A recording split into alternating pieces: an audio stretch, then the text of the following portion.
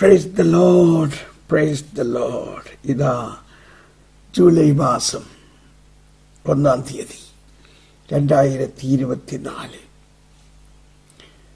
കത്തോലിക്ക സഭയുടെ വിശ്വാസ നിക്ഷേപം, അപ്പസ്തോലിക അനുശാസനം, ദ അപ്പസ്തോലിക് കോൺസ്റ്റിറ്റ്യൂഷൻ ആയ ഈ മതബോധന പഠനക്കളരിയിൽ 954 എപ്പിസോഡിലേക്ക് നമ്മൾ വന്നിരിക്കുന്നു. വിശ്വാസത്തിൻ്റെ ഏറ്റവും വലിയ തലങ്ങളായ സഭാസ്നേഹം, സഭയോടുള്ള പൂർണ്ണമായ അനുസരണം, ഇതാണ് ഈ കാലഘട്ടത്തിൽ നമ്മളിൽ നിന്നും ഏറ്റവും കൂടുതൽ ആഗ്രഹിക്കുന്നത്. അങ്ങനെ നമ്മൾ കുറേ പേർ ആ സഭാസ്നേഹവും സഭയോടുള്ള അനുസരണവും സഭാപ്രബോധനങ്ങൾക്ക് വേണ്ടി എന്ത് ത്യാഗവും സഹിക്കണം എന്നുള്ള ആവേശവും ഉൾക്കൊള്ളുമ്പോൾ അത് നമ്മുടെ ആത്മാവിലൂടെ, നമ്മുടെ പ്രവചനങ്ങളിലൂടെ, നമ്മുടെ പ്രാർത്ഥനകളിലൂടെ സഭ മുഴുവനും പ്രസരിക്കും. അങ്ങനെ ആദിമസഭ മുതൽ ഉള്ള ആ പാരമ്പര്യത്തിൻ്റെ ശക്തരായ പ്രസരണക്കാരായി നാം മാറും. ഇത് നമുക്ക് അഭിമാനത്തോടു കൂടി ഉൾക്കൊള്ളാം. നമ്മൾ ആദിമസഭയുടെ ആ പാരമ്പര്യത്തെ പൂർണ്ണമായി ഉൾക്കൊണ്ടുകൊണ്ട്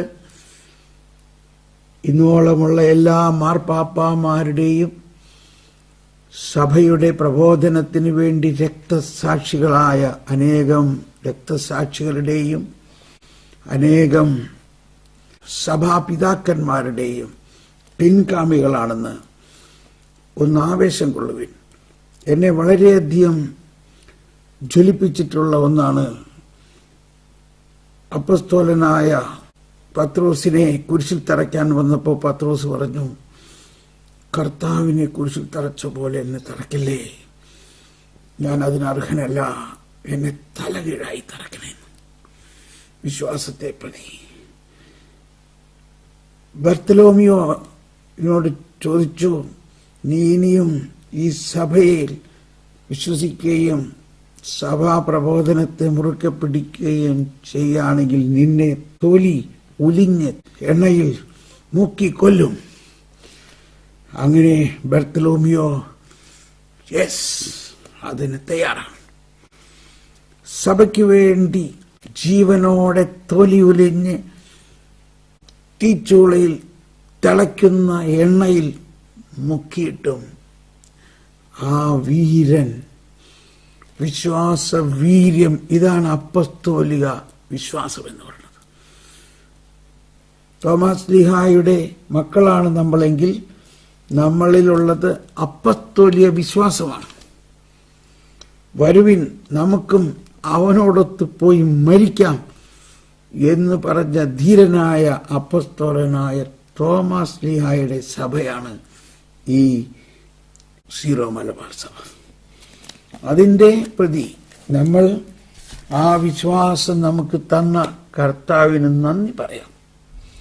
ആ വിശ്വാസത്തെ 954 ദിവസമായിട്ട് സഭാപ്രബോധനങ്ങളിൽ ഓരോ ദിവസവും പിടിച്ച് നീങ്ങിക്കൊണ്ടിരിക്കുന്ന നമ്മുടെ ഈ വിശ്വാസത്തെ സഭാമക്കളിലും വൈദികരിലും സന്യസ്തരിലും പ്രസരിപ്പിക്കണേ കർത്താവേ.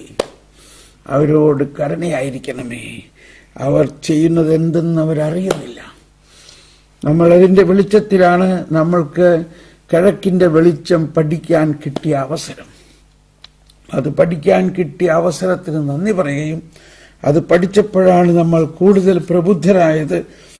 കിഴക്കിൻ്റെ വെളിച്ചം പഠിച്ചപ്പോഴാണ് നമ്മൾ മനസ്സിലായത് കത്തോലിക്ക സഭ 24 വ്യക്തിസഭകളാണെന്നും അതിൽ ഓരോ വ്യക്തിസഭകൾക്കും അതിൻ്റേതായ വിശ്വാസ പൈതൃകമുണ്ടെന്നും അതിൻ്റേതായ ആരാധന രീതികളുണ്ടെന്നും അതാർക്കും കൈകടത്താൻ പറ്റില്ല, അതാർക്കും മാറ്റാൻ പാടില്ല, മാർപ്പാപ്പയ്ക്ക് പോലും അത് മാറ്റാനുള്ള അധികാരമില്ല എന്ന് നമ്മൾ പഠിച്ചുകൊണ്ടിരിക്കുന്നത് ഉൾക്കൊണ്ടുകൊണ്ട് നമുക്ക് ഇന്നത്തെ നമ്മുടെ സീറോ മലബാർ സഭയുടെ പ്രത്യേകിച്ച് എറണാകുളം അങ്കമാലിയുടെ അവസ്ഥയ്ക്ക് വേണ്ടി നമുക്ക് ഈ ബോധ്യത്തോടുകൂടി എല്ലാവർക്കും പ്രാർത്ഥിക്കാം. നമ്മൾ ഭഗ്നാശരാകാതെ പ്രാർത്ഥിക്കാനാണ് പറയുന്നത്. ഭഗ്നാശരാകാതെ. ജോബിന്റെ പുസ്തകത്തിൽ 14-ാം അധ്യായത്തിൽ 7-8 വചനത്തിൽ ഇങ്ങനെ പറയുന്നു: വൃക്ഷത്തിന് പ്രത്യാശയുണ്ട്, മുറിച്ചാൽ അത് വീണ്ടും തളിർക്കും, അതിന് പുതിയ ശാഖകൾ ഉണ്ടാകാതിരിക്കയില്ല, അതിന്റെ വേരുകൾ മണ്ണിനടിയിൽ പഴകിപ്പോയാലും അതിന്റെ കുറ്റി മണ്ണിൽ കെട്ടുപോയാലും വെള്ളത്തിന്റെ ഗന്ധമേറ്റാൽ അത് തളിർക്കുകയും ഇളം ചെടി പോലെ ശാഖ പുറപ്പെടുവിക്കുകയും ചെയ്യും. ഇത് ജോബിന്റെ ജീവിതത്തിൽ തന്നെ വാസ്തവമായി. ജോബ് തന്റെ സകല സമ്പത്തും നശിച്ചു, തന്റെ മക്കൾ നശിച്ചു, തന്റെ ആരോഗ്യം നശിച്ചു, തന്റെ ശരീരം വ്രണം പിടിച്ച് അഴുകി അഴുകി അഴുകി ചത്ത പോലെയായിട്ടും ജോബ് പ്രത്യാശിക്കുകയാണ്. ജോബ് പ്രത്യാശ നഷ്ടപ്പെട്ടില്ല. ജോബ് ഉത്കണ്ഠപ്പെട്ടില്ല, ഭഗ്നാശനായില്ല. അപ്പൊ നമ്മളെല്ലാം പ്രാർത്ഥിക്കുന്നുണ്ടെങ്കിലും ഈ ജോബിനെ പോലെ ഭഗ്നാശനാകാതെ നമ്മൾ പ്രാർത്ഥിക്കണം. ഉണ്ടോ? വൃക്ഷത്തിന് പോലും പ്രത്യാശയുണ്ടെന്നാണ് ജോബിന്റെ പുസ്തകത്തിൽ ജോബ് പറയുന്നത്. വൃക്ഷത്തിന് പ്രത്യാശയുണ്ട്, മുറിച്ചാൽ അത് വീണ്ടും തളിർക്കും. നമ്മുടെ നാട്ടിലെല്ലാം നമുക്ക് കാണാം, ഒരു വൃക്ഷം മുറിച്ചു കളഞ്ഞു, പക്ഷെ ആ കുറ്റിയിൽ നിന്നും ഇതാ ആ വൃക്ഷം പോലെ തന്നെ മുളച്ചു വരുന്നു. അതുപോലെ നമുക്ക് പ്രത്യാശയായിരിക്കണം. നമുക്ക് ഇപ്പോൾ നമ്മൾ പ്രാർത്ഥിക്കുന്ന എറണാകുളം അങ്കമാലി രൂപതയുടെ അവിടെയുള്ള എല്ലാ വൈദികരും മനം മാറുന്നതിനു വേണ്ടി, അവിടെയുള്ള എല്ലാ വിശ്വാസികളും മനസ്സ് മാറി അവർ സഭയുടെ ഐക്യത്തിൽ സഭാപിതാക്കന്മാരുടെ ആഹ്വാനത്തിലേക്ക് ചേർന്ന് നിൽക്കുന്നതിന് വേണ്ടി നമുക്ക് പ്രത്യാശയോടെ പ്രാർത്ഥിക്കാം. ഇപ്പോൾ നമ്മൾ പഠിച്ചുകൊണ്ടിരിക്കുന്നത് ഓർമ്മയ്ക്കും പ്രതീക്ഷയ്ക്കുമിടയിൽ എന്ന ഭാഗമാണ്. ഇവിടെ പറയുകയാണ്, മിശിഹായുടെ സഭയുടെ പിതൃസ്വത്താണ് പാരമ്പര്യം. മിശിഹായുടെ സഭയുടെ പിതൃസ്വത്താണ് പാരമ്പര്യം.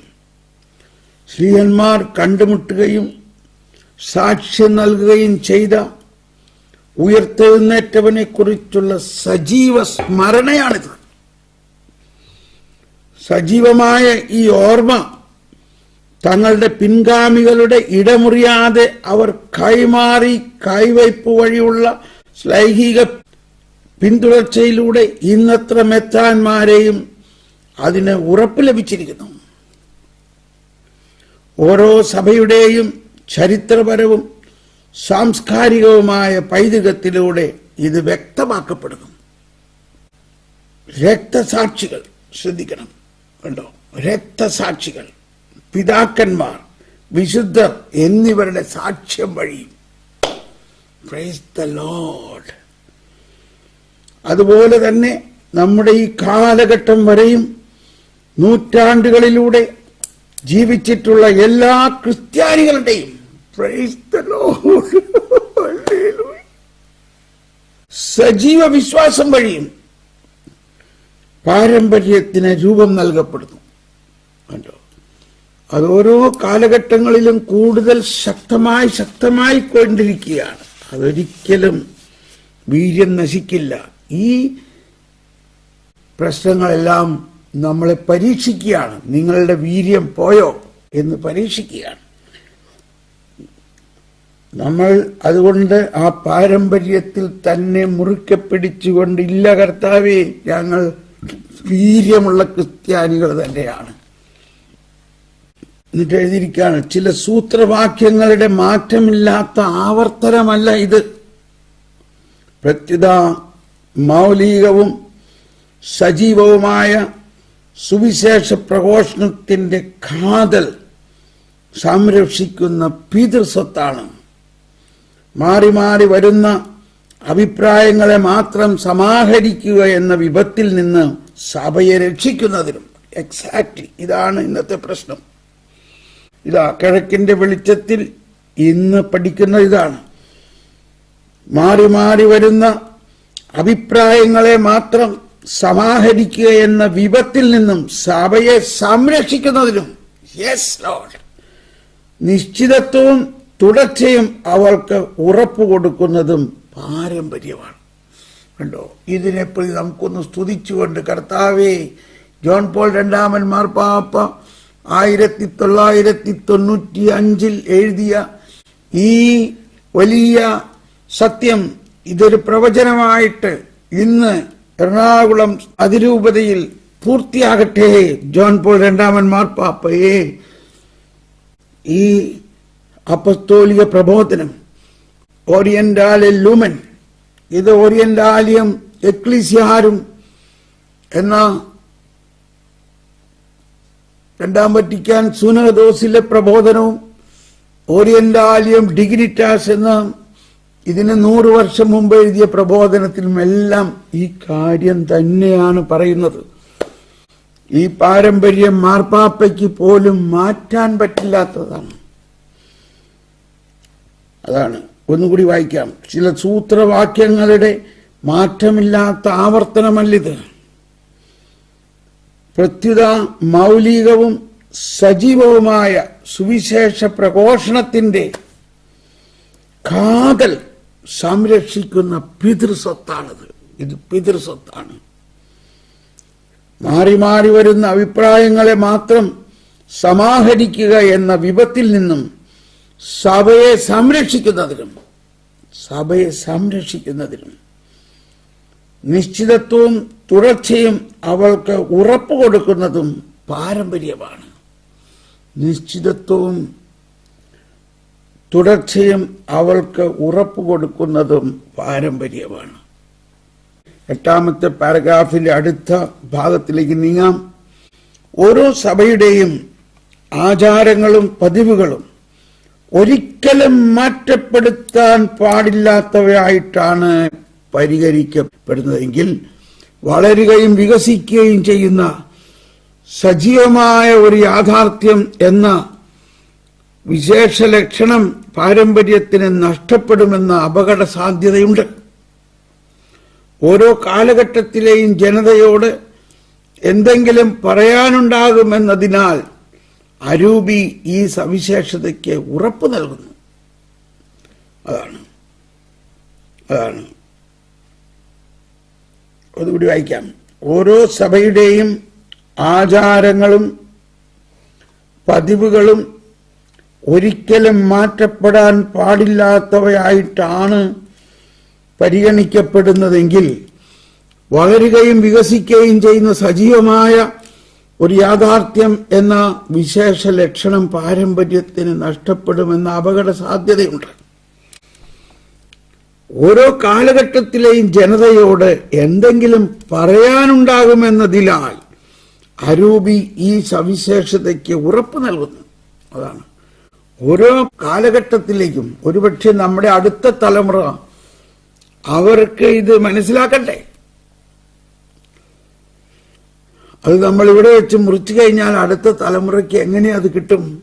അതാണ്, ഓരോ കാലഘട്ടത്തിലെയും ജനതയോട് എന്തെങ്കിലും പറയാനുണ്ടാകുമെന്നതിനാൽ അരൂപി പരിശുദ്ധാത്മാവ് നയിച്ചോളും ഈ സവിശേഷതയ്ക്ക് ഉറപ്പ് നൽകുന്നു. എന്നിട്ട് എഴുതിയിരിക്കുന്നത് വളരെ ശ്രദ്ധേയമാണ്. വിശുദ്ധ ലിഖിതം വായിക്കുന്നവർക്ക് അത് കൂടുതൽ കൂടുതൽ മനസ്സിലാകുന്നത് പോലെ സഭയുടെ ജീവിക്കുന്ന പിതൃസ്വത്തിന്റെ മറ്റോരോ ഘടകവും വിശ്വസ്തതയിലും തുടർച്ചയിലും വിശ്വാസികൾ കൂടുതൽ കൂടുതൽ മനസ്സിലാക്കുകയും, പ്രൈസ് ദ ലോർഡ്, വളരെ പ്രധാനം. ഇത് ഡൈവർബം 8ാമത്തെ ഖണ്ഡികയിൽ പരാമർശിക്കുന്നുണ്ട്. വിശുദ്ധ ലിഖിതം വായിക്കുന്നവർക്ക് അത് കൂടുതൽ കൂടുതൽ മനസ്സിലാവുന്നത് പോലെ സഭയുടെ ജീവിക്കുന്ന പിതൃസ്വത്തിന്റെ മറ്റോരോ ഘടകവും വിശ്വസ്തതയിലും തുടർച്ചയിലും വിശ്വാസികൾ കൂടുതൽ കൂടുതൽ മനസ്സിലാക്കുകയും പുതിയ സംഭാവനകളാൽ അതിനെ സമ്പന്നമാക്കുകയും ചെയ്യുന്നു. The scripture is increasingly understood by those who read it. Every other elements of the church living heritage is increasingly understood by believers and is enriched by new contributions in fidelity and continuity. വിശ്വസ്തതയിലും തുടർച്ചയിലും വിശ്വാസികൾ കൂടുതൽ കൂടുതൽ മനസ്സിലാക്കുകയും പുതിയ സംഭാവനകളാൽ അതിനെ സമ്പന്നമാക്കുകയും ചെയ്യുന്നു. പാരമ്പര്യമെന്ന് സഭ വിളിക്കുന്നതിനെ വിശ്വാസത്തിൽ നിന്ന് ഉടലെടുക്കുന്ന അനുസരണയിൽ മതാത്മകമായി സാംശീകരിക്കുമ്പോഴാണ് വിശ്വാസത്തിൽ നിന്ന് ഉടലെടുക്കുന്ന അനുസരണയിൽ മതാത്മകമായി സാംശീകരിക്കുമ്പോഴാണ് സംസ്കാരവും ചരിത്രപരവുമായ വ്യത്യസ്ത സാഹചര്യങ്ങളിലും അവസ്ഥകളിലും അതിന് സാക്ഷാത്കാരം ലഭിക്കുക. പാരമ്പര്യം എന്നത് കേവലം കഴിഞ്ഞ കാലത്തെ വസ്തുതകളെയോ രൂപങ്ങളെയോ കുറിച്ചുള്ള ഗൃഹാതുരത്വമോ നഷ്ടപ്പെട്ടുപോയ സവിശേഷാനുകൂല്യങ്ങളെക്കുറിച്ചുള്ള ദുഃഖമോ അല്ല. Tradition is never a pure nostalgia for things or forms past, nor regret for lost privileges, but the living memory of the bride. പ്രത്യുത തന്നിൽ വസിക്കുന്ന സ്നേഹത്താൽ മിശിഹ നിത്യയുവത്വം നിലനിർത്തുന്ന മണവാട്ടി തിരുസഭയെക്കുറിച്ചുള്ള സജീവ സ്മരണയാണത്. Tradition never pure nostalgia for things or forms past, nor regret for lost privileges, but the living memory of the bride, kept eternally youthful by the love that dwells within her. By the love that dwells within her. തന്നിൽ വസിക്കുന്ന സ്നേഹത്താൽ, തന്നിൽ വസിക്കുന്ന മിശിഹായാൽ നിത്യയുവത്വം നിലനിർത്തുന്ന മണവാട്ടിയായ തിരുസഭയെക്കുറിച്ചുള്ള സജീവ സ്മരണയാണത്. ഇതെങ്ങനെ മനസ്സിലാക്കിയെടുക്കുന്നത്? ഇതൊക്കെ ആർക്കും മനസ്സിലാവുന്നത്? ഈശോയെ, നമുക്കിതെല്ലാം മനസ്സിലാകാൻ കർത്താവേ കൃപ നൽകണമേ. അതൊന്നുകൂടി വായിക്കാം. പാരമ്പര്യം എന്നത് കേവലം കഴിഞ്ഞ കാലത്തെ വസ്തുക്കളെയോ രൂപങ്ങളെയോ കുറിച്ചുള്ള ഗൃഹാതുരത്വമോ നഷ്ടപ്പെട്ടുപോയ സവിശേഷാനുകൂല്യങ്ങളെക്കുറിച്ചുള്ള ദുഃഖമോ അല്ല. 8ാമത്തെ ഖണ്ഡികയുടെ 3ാമത്തെ ഭാഗം. പ്രത്യുത തന്നിൽ വസിക്കുന്ന സ്നേഹത്താൽ, തന്നിൽ വസിക്കുന്ന മിശിഹായാൽ നിത്യയുവത്വം നിലനിർത്തുന്ന മണവാട്ടി തിരുസഭയെക്കുറിച്ചുള്ള സജീവ സ്മരണയാണത്. നമുക്കൊന്ന് പ്രാർത്ഥിക്കാം. കർത്താവേ, ഈ രഹസ്യം ഞങ്ങൾ എങ്ങനെ മനസ്സിലാക്കും? പരിശുദ്ധാത്മാവേ, ഇത് ഞങ്ങൾക്ക് മനസ്സിലാക്കി തരണമേ. ജോൺ പോൾ രണ്ടാമൻ മാർപ്പാപ്പയുടെ ലേഖനങ്ങളിലെ പാരഗ്രാഫിന്റെ അവസാനത്തെ ലൈനിലാണ് അതിന്റെ സത്തയായിട്ട് വരുന്നത്. അതെപ്പോഴും അങ്ങനെയാണ്. അത് മനസ്സിലാക്കണമെങ്കിൽ പരിശുദ്ധാത്മാവിനോട് തന്നെ പ്രാർത്ഥിക്കണം. ഓ പരിശുദ്ധാത്മാവേ, കിഴക്കിന്റെ വെളിച്ചത്താൽ ഞങ്ങളെ പ്രകാശിപ്പിക്കണമേ. വിശ്വാസികളായ ഞങ്ങളുടെ ഹൃദയങ്ങളെ ജ്വലിപ്പിക്കണമേ. സൃഷ്ടാവാം പാവനാത്മാവേ, മക്കൾ തൻ ഹൃദയത്തിൽ വരണേ. സൃഷ്ടികളാം ഇവരിൽ വരണേ. നിന്റെ ദിവ്യപ്രസാദം തരണേ. ദൈവത്തിൻ കൈവിരൽ നീയേ, സ്വർഗത്തിൻ കയ്യൊപ്പും നീയേ എന്ന് പറഞ്ഞാൽ സ്വർഗത്തിന്റെ മുദ്ര. ജീവന്റെ വചസ്സുകൾ നാവിൽ നിത്യം തൂവിത്തരുന്നതും നീയേ. ഓ പരിശുദ്ധാത്മാവേ, ഇതിനെ വിശദീകരിക്കാൻ ഒന്നുകൂടി ഞാൻ പരിശ്രമിക്കാം. പാരമ്പര്യം എന്നത് കേവലം കഴിഞ്ഞ കാലത്തെ വസ്തുക്കളെയോ രൂപങ്ങളെയോ കുറിച്ചുള്ള ഗൃഹാതുരത്വമോ. അപ്പൊ ഇതിനെക്കുറിച്ച് ഇപ്പോൾ എൻ്റെ മനസ്സിലേക്ക് വരുന്നത് ഫ്രാൻസിസ് മാർപ്പാപ്പ പറഞ്ഞൊരു കാര്യമാണ്. ഫ്രാൻസിസ് മാർപ്പാപ്പ ചില പ്രത്യേക കാര്യങ്ങൾ പറയുമ്പോൾ ഹ്യൂമറസ് ആയിട്ടുള്ള ചില ഉദാഹരണങ്ങൾ പറയും. അതിലൂടെ ഇത് മനസ്സിലാക്കാൻ എളുപ്പമാണ്. അതാണ്, ഇതൊരു കാഴ്ച ബംഗ്ലാവല്ല. പഴയ സാധനങ്ങളെല്ലാം ഇങ്ങനെ സൂക്ഷിച്ചു വെക്കുന്ന കാഴ്ച ബംഗ്ലാവല്ല. It is not a museum.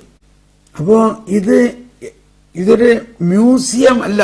ഈ പഴയ കാര്യങ്ങളെ ഇങ്ങനെ സൂക്ഷിച്ച് വെക്കുന്ന ഒരു മ്യൂസിയം അല്ല. അതാണ് ഇവിടെ പറയുന്നത്. ജോൺ പോൾ രണ്ടാമൻ മാർപ്പാപ്പ അതിനെ faith is not an artifact in a museum, it's a living witness to the world. കഴിഞ്ഞ കാലത്തെ വസ്തുക്കളെയോ രൂപങ്ങളെയോ കുറിച്ചുള്ള ഗൃഹാതുരത്വമോ ഉണ്ടോ, നഷ്ടപ്പെട്ടു പോയ സവിശേഷ ആനുകൂല്യങ്ങളെ കുറിച്ചുള്ള ദുഃഖമോ അല്ല. പിന്നെന്താ? പ്രത്യുത ദൈവം തന്നിൽ വസിക്കുന്ന മിശിഹായാൽ സ്നേഹത്താൽ നിത്യയുവത്വം നിലനിർത്തുന്ന മണവാട്ടി ആയ തിരുസഭയെക്കുറിച്ചുള്ള സജീവ സ്മരണയാണ്. തിരുസഭ അന്നും ഇന്നും ക്രിസ്തുവിന്റെ ശരീരമാണ്. രക്തസാക്ഷികളുടെ ചുടുനിണത്തിൽ വളർന്നതാണത്. ഈശോയുടെ രക്തത്തിൽ ജനിച്ചതാണത്. കുരിശിൽ പിടയുമാ ഹൃദയമുറിവിൽ നിന്നും ഒഴുകിയ രക്തത്തിൽ ജനിച്ചതാണീ വിശ്വാസം. ആയിരം രക്തസാക്ഷികൾ തൻ ചുടുനിണമേകിയതാണി വിശ്വാസം. നമുക്കെല്ലാവർക്കും ഏറ്റുപാടിക്കൊണ്ട് ഇത് എറണാകുളത്തെ ഈ അവസ്ഥയിലേക്ക് പ്രകാശവും വീര്യവും ചൊരിയുന്നതിനും നമ്മുടെ ജനങ്ങളുടെ, നമ്മുടെ വിശ്വാസികളുടെ മനസ്സിന് മാറ്റമുണ്ടാകുന്നതിനു വേണ്ടി നമുക്ക് ഈ ഗാനം ആലപിച്ച് ഈ സത്യം പ്രഖ്യാപിക്കാം. കുരിശിൽ പിടയുമാ ഹൃദയമുറിവിൽ നിന്നും ഒഴുകിയ രക്തത്തിൽ ജനിച്ചതാണീ വിശ്വാസം. ആത്മാവിൽ ജ്വലിച്ചുകൊണ്ട് ആയിരം രക്തസാക്ഷികൾ തൻ ചുടുനിണമേകിയതാണീ വിശ്വാസം. ആണ് ഇന്ന് നമ്മൾ അർപ്പിക്കുന്ന ബലിയും ഇതിന്റെ ആ പാരമ്പര്യവും കാത്തു സൂക്ഷിക്കാൻ വിശുദ്ധ ഇഗ്നേഷ്യസ് ഓഫ് അന്തിയോക്യ പോലെയുള്ള, നമ്മൾ ഈ ഇടയ്ക്ക് തിരുനാൾ ആഘോഷിച്ച വിശുദ്ധ ഇറേനിയോസിനെ പോലെയുള്ള ഇങ്ങനെയുള്ള സഭാപിതാക്കന്മാർ ഇതിനു വേണ്ടി ജീവൻ അർപ്പിച്ചതാണ്. ഈ വിശ്വാസത്തെ, ഈ പാരമ്പര്യത്തെ സംരക്ഷിക്കുന്നതിന് വേണ്ടി. അതിനെയാണ് ഇപ്പൊ വെട്ടി അകറ്റാൻ പറയണത്. എന്തോ ഒരു വിരോധാഭാസമാണ്. കർത്താവേ കരുണയായിരിക്കണേ. കർത്താവേ രക്തസാക്ഷികളെ നിങ്ങളുടെ രക്തം കൊടുത്ത് നിലനിർത്തിയ ഈ പാരമ്പര്യത്തിനെ തെല്ലുപോലും നഷ്ടപ്പെടുത്താതെ ഞങ്ങൾക്ക് തലമുറകളിലേക്ക് പ്രസരിപ്പിക്കാൻ ഉള്ള ജ്ഞാനം ഞങ്ങളുടെ പിതാക്കന്മാർക്കും ഞങ്ങളുടെ വൈദികർക്കും വിശ്വാസത്തെക്കുറിച്ച് യാതൊരു അറിവുമില്ലാത്ത ആളുകളാണ് ഞങ്ങൾ. ഇതൊന്നും നമ്മുടെ ആളുകൾക്ക് അറിയില്ല. കർത്താവേ, എന്താണ് ഓറിയന്റൽ സഭയെന്നോ എന്താണ് കിഴക്കൻ സഭയുടെ പൈതൃകമെന്നോ ഞങ്ങൾക്ക് അറിയില്ല. കർത്താവേ, ഞങ്ങൾക്ക് അറിയില്ല. ഞങ്ങളുടെ അജ്ഞതയെ പ്രതി ഞങ്ങളോട് ക്ഷമിക്കണേ. കർത്താവേ, ഞങ്ങളുടെ ബുദ്ധിയെ പ്രകാശിപ്പിക്കണേ. ഈ കിഴക്കിന്റെ വെളിച്ചം പഠിച്ചപ്പോഴല്ലേ പല കാര്യങ്ങളും ഞങ്ങൾക്ക് മനസ്സിലാവുന്നത്. ഇതിൽ വീണ്ടും വീണ്ടും മാർപ്പാപ്പ പറയുന്നത് നോക്കുക.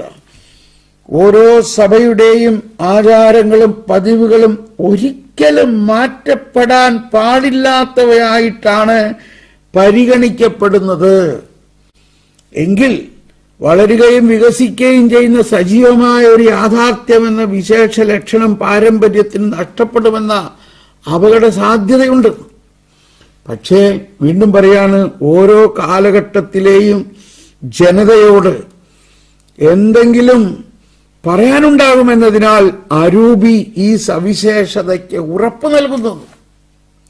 ഈ സവിശേഷതയ്ക്ക് അരൂപി ഉറപ്പ് നൽകുന്നു. പരിശുദ്ധാത്മാവ് അത് അങ്ങനെ തന്നെ വേണമെന്നാ പറയണത്. എന്നിട്ട് വീണ്ടും പറയാണ്, വിശുദ്ധ ലിഖിതം വായിക്കുന്നവർക്ക് അത് കൂടുതൽ കൂടുതൽ മനസ്സിലാകുന്നത് പോലെ. വിശുദ്ധ ലിഖിതം നമുക്ക് മാറ്റാൻ പറ്റുമോ? ബൈബിളിൽ എഴുതിയിരിക്കുന്ന വചനത്തിന്റെ ഏതെങ്കിലും ഒരു വാക്കോ വള്ളിയോ പുള്ളിയോ മാറ്റാൻ നമുക്ക് പറ്റുമോ? അത് ഈ കാലഘട്ടത്തിന് യോജിച്ചതല്ല. അതൊന്ന് മാറ്റാൻ പറ്റുമോ എന്ന പോലെ തന്നെയാണത്. വിശുദ്ധ ലിഖിതം വായിക്കുന്നവർക്ക് അത് കൂടുതൽ കൂടുതൽ മനസ്സിലാകുന്നത് പോലെ. ഡൈവർബം 8 സഭയുടെ ജീവിക്കുന്ന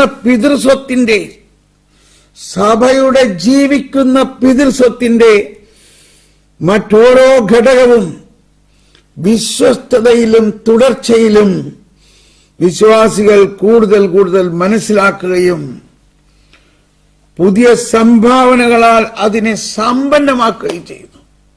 അതിനൊരു ഉദാഹരണമാണ്, നമ്മൾ ഇത് പഠിക്കാൻ തുടങ്ങിയപ്പോഴാണ് നമുക്ക് മനസ്സിലാകുന്നത്, ദൈവമേ ഇത് എത്ര വൈകിപ്പോയി, ഇത് മുമ്പേ പഠിക്കേണ്ടതായിരുന്നല്ലോ. അപ്പൊ ഇപ്പൊ നമ്മളിത് രണ്ടാമത്തെ പ്രാവശ്യം പഠിക്കുകയാണ്. അതാണ് വചനം വീണ്ടും വീണ്ടും വായിക്കുന്നത് പോലെ ഇപ്പൊ നമ്മൾ രണ്ടാമത്തെ പ്രാവശ്യം പഠിക്കുകയാണ്. അത് വീണ്ടും വീണ്ടും പഠിക്കുകയാണ്. നമുക്ക് ബോറടിക്കുന്നുണ്ടോ ഇത് വീണ്ടും വീണ്ടും പഠിച്ചിട്ട്? വിശുദ്ധ ലിഖിതം വായിക്കുന്നവർക്കത് കൂടുതൽ മനസ്സിലാകുന്നത് പോലെ സഭയുടെ ജീവിക്കുന്ന പിതൃസ്വത്തിന്റെ, എന്താണ് അതിന്റെ അർത്ഥം? ജീവിക്കുന്ന പിതൃസ്വത്ത്. സഭ ക്രിസ്തു തന്നെയാണെന്നും ക്രിസ്തുവിന്റെ ഓരോ അവസ്ഥകളും, ക്രിസ്തുവിന്റെ വചനവും ക്രിസ്തുവിന്റെ മരണവും ക്രിസ്തുവിന്റെ പീഡാസഹനവും നിത്യതയിലേക്ക് പ്രവേശിച്ചിരിക്കുന്നതാണ്. അതുകൊണ്ടാണ് ഇന്ന് നമ്മൾ വിശുദ്ധ ബലി അർപ്പിക്കുമ്പോൾ അന്ന് ഉണ്ടായ അതേ അനുഭവമാണ് നമുക്ക് ലഭിക്കുന്നത്. ജീവിക്കുന്ന പിതൃസ്വത്ത്. ഈ പാരമ്പര്യം എന്ന് പറയുന്നത് ക്രിസ്തുവിന്റെ ജീവിക്കുന്ന പിതൃസ്വത്താണ്. ആ ജീവിക്കുന്ന പിതൃസ്വത്തിന്റെ മറ്റോരോ ഘടകവും വിശ്വസ്തതയിലും തുടർച്ചയിലും. അതേ കർത്താവേ, ഞങ്ങൾ 954 ദിവസമായിട്ട് ഇത് പഠിക്കുന്നതും പഠിപ്പിക്കുന്നതും ഈ ഒരു ബോധ്യത്തോടു കൂടിയാണ്.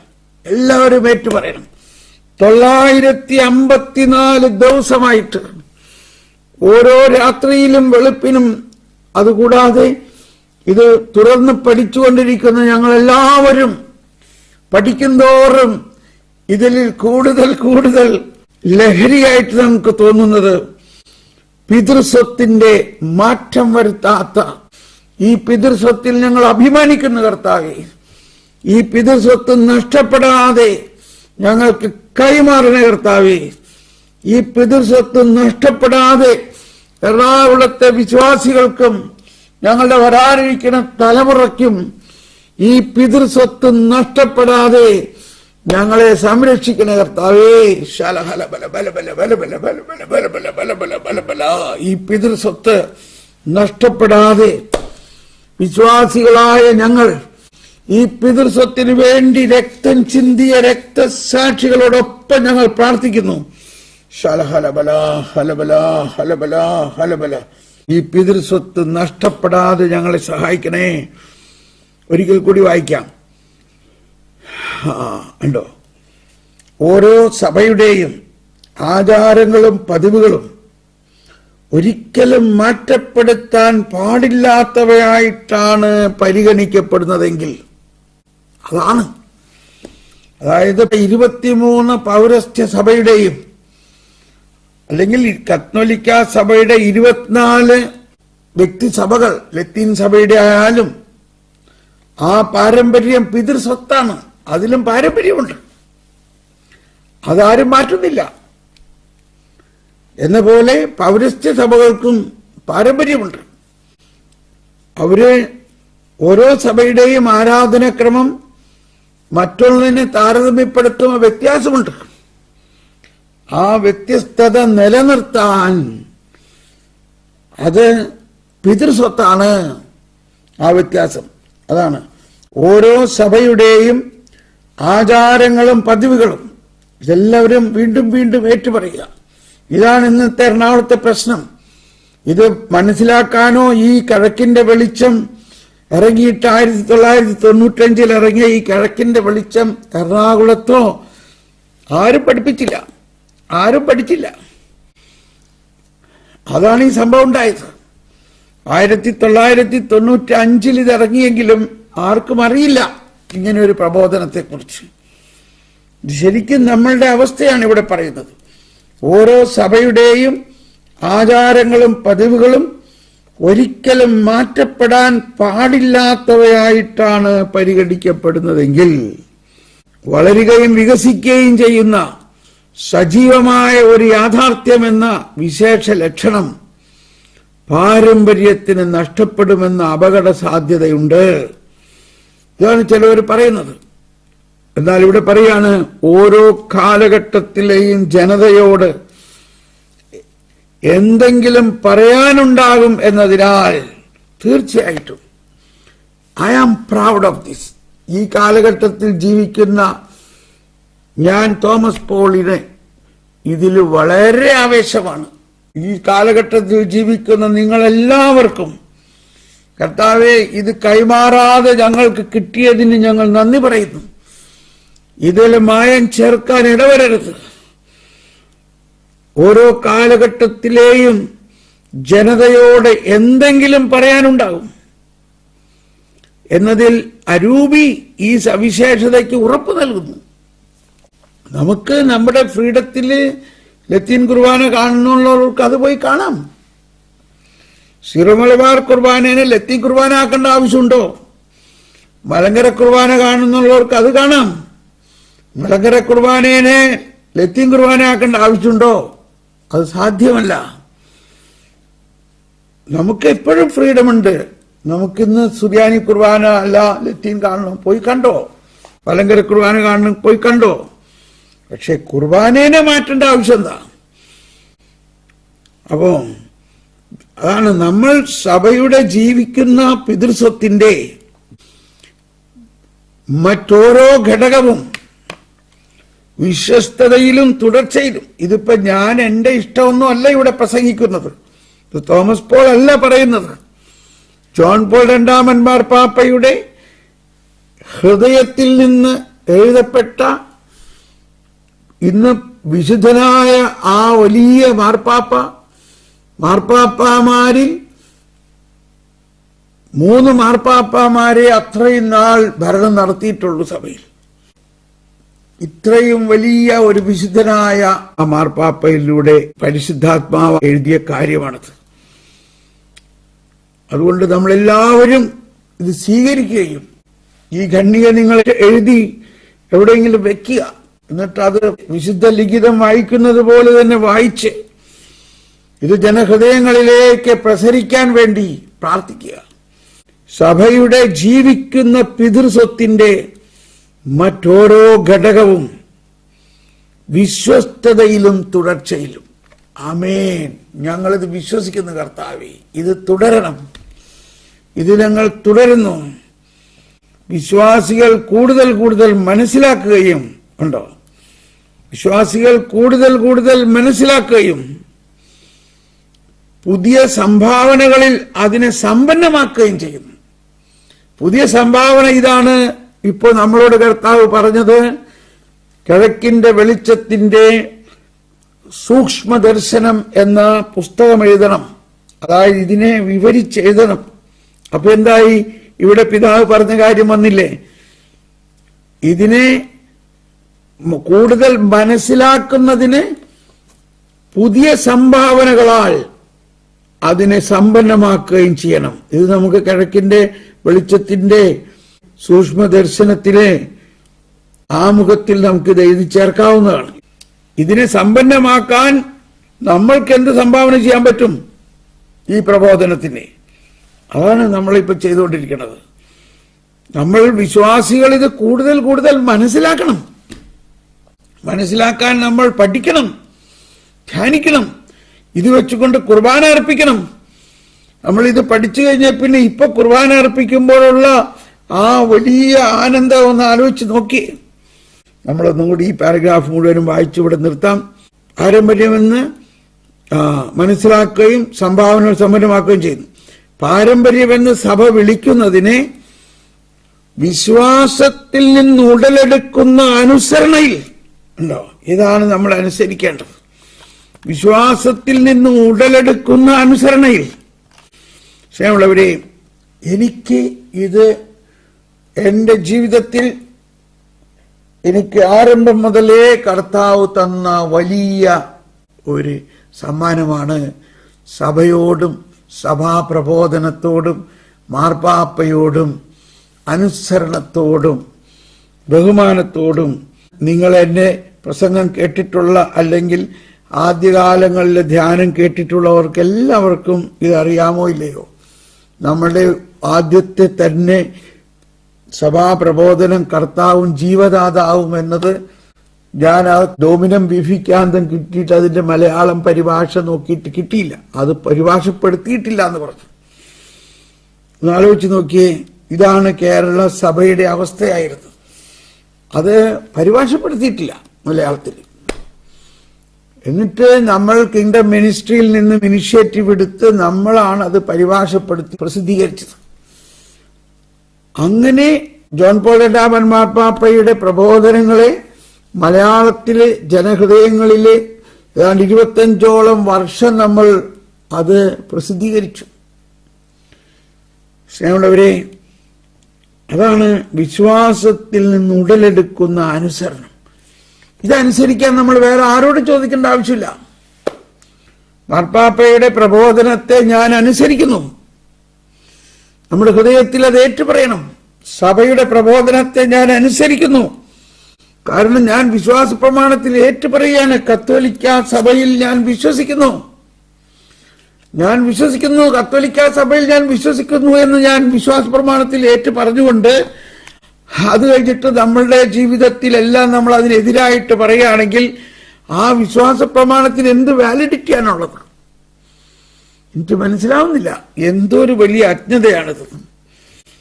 അതുകൊണ്ട് കത്തോലിക്ക സഭയിൽ ഞാൻ വിശ്വസിക്കുന്നുവെങ്കിൽ വിശ്വാസത്തിൽ നിന്ന് ഉടലെടുക്കുന്ന അനുസരണത്തിൽ മതാത്മകമായി സാംശീകരിക്കുമ്പോഴാണ് സാംസ്കാരികവും ചരിത്രപരവുമായ വ്യത്യസ്ത സാഹചര്യങ്ങളിലും അവസ്ഥകളിലും അതിന് സാക്ഷാത്കാരം ലഭിക്കുക. Praise the Lord. പാരമ്പര്യമെന്നാൽ കേവലം കഴിഞ്ഞ കാലത്തെ വസ്തുക്കളെയോ രൂപങ്ങളെയോ കുറിച്ചുള്ള ഗൃഹാതുരത്വമോ നഷ്ടപ്പെട്ടുപോയ സവിശേഷ ആനുകൂല്യങ്ങളെക്കുറിച്ചുള്ള ദുഃഖമോ അല്ല. പ്രത്യുത തന്നിൽ വസിക്കുന്ന സ്നേഹത്താൽ, തന്നിൽ വസിക്കുന്ന മിശിഹായാൽ നിത്യയുവത്വം നിലനിർത്തുന്ന മണവാട്ടി തിരുസഭയെക്കുറിച്ചുള്ള സജീവ സ്മരണയാണ്. Hallelujah, hallelujah. നമ്മൾ ഇന്ന് ഈ കേട്ട കാര്യങ്ങളും പഠിച്ച കാര്യങ്ങളും വീണ്ടും വീണ്ടും കേട്ടുകൊണ്ട്, കർത്താവേ, ഇത് ഞങ്ങളുടെ സമൂഹത്തിൽ, ഞങ്ങളുടെ രൂപതയിൽ, ഞങ്ങളുടെ ഈ കാലഘട്ടത്തിൽ, ഞങ്ങളുടെ മക്കൾ, ഞങ്ങളുടെ സഹോദരങ്ങൾ എല്ലാവരുടെയും ഹൃദയത്തിൽ ഇത് പ്രസരിക്കണമേ. എല്ലാവരും ഒന്നുകൂടി സ്തുതിച്ച് പ്രാർത്ഥിക്കാം. ഇത് പ്രസരിക്കണമേ, ഇതെല്ലാവരിലും പ്രസരിക്കുമാറാകണമേ. എല്ലാവരുടെ മനസ്സാക്ഷിയിലേക്ക് ഒരു ഇൻസുലിൻ പോലെ ഇത് പ്രസരിക്കട്ടെ. എല്ലാവരുടെ മനസ്സാക്ഷിയിലേക്ക്, മനസ്സിലേക്ക് ഇത് പ്രസരിക്കട്ടെ. ഭാഷണമില്ല, വാക്കുകളില്ല, ശബ്ദം പോലും കേൾക്കാനില്ല. എന്നിട്ടും അവയുടെ സ്വരം വ്യാപിക്കട്ടെ. എല്ലാവർക്കും നന്ദി. നിങ്ങൾ ഇന്ന് മുഴുവനും എറണാകുളത്തിന് വേണ്ടി തുടർച്ചയായിട്ട് പ്രാർത്ഥിക്കാം. ജോബ് ഭഗ്നാശനായില്ല. അങ്ങനെ ഭഗ്നാശനാകാതെ പ്രാർത്ഥിക്കുക. നമ്മൾ വിശ്വസിച്ച് പ്രാർത്ഥിക്കുക. ആമേൻ, ആമേൻ, ആമേൻ. God bless you. Bye bye. Thank U.